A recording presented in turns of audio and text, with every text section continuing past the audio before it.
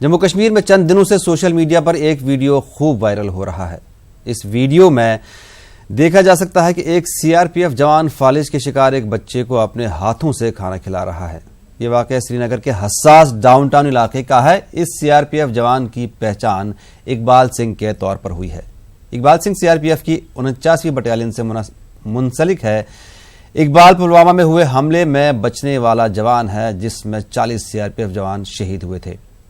News 18 के साथ बातचीत के दौरान इकबाल सिंह ने बताया कि मुतल्लिका बच्चा भूखा था और जिस्मानी कमजोरी के सबब वो अपने हाथों से खाने का अहल नहीं था। इकबाल का कहना है कि इसीलिए उन्होंने न सिर्फ उस माजूर बच्चे को अपने खाने में शरीक बनाया, बल्कि उसे अपने हाथों से खाना खिलाया।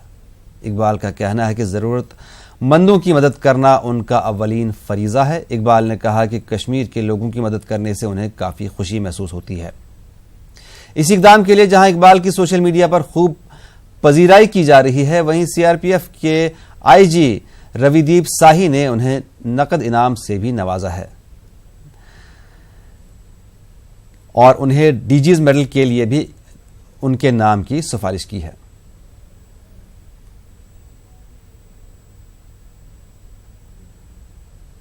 सिखाया जाता है कि हर एक आदमी की हेल्प करनी, चाहे अपना आदमी है फोर्स का, चाहे कोई सिविल आदमी है, उसकी सबकी हेल्प करनी। वही ट्रेनिंग में हमें सिखाया जाता है सर, बेसिक ट्रेनिंग में, और वही मैं इंसानियत के तरीके मैंने सर किया है। सर हमारे अवाम के लिए यही मैसेज है कि पहले नंबर तो हम टेररिस्ट के साथ लड़ने के तब आगे तैयार रहते हैं, पर जो अवाम है उनके लिए हम हमेशा उनकी हेल्प करने के लिए तैयार हैं, दुख दर्द के लिए तैयार हैं।